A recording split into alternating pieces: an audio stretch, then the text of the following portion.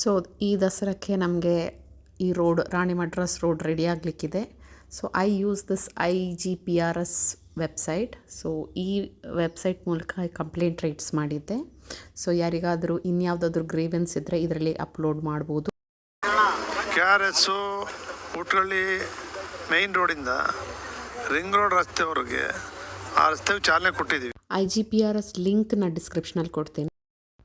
So let's hope to see new roads for this Dasra. I thank you everyone for supporting me and joining me in making this happen.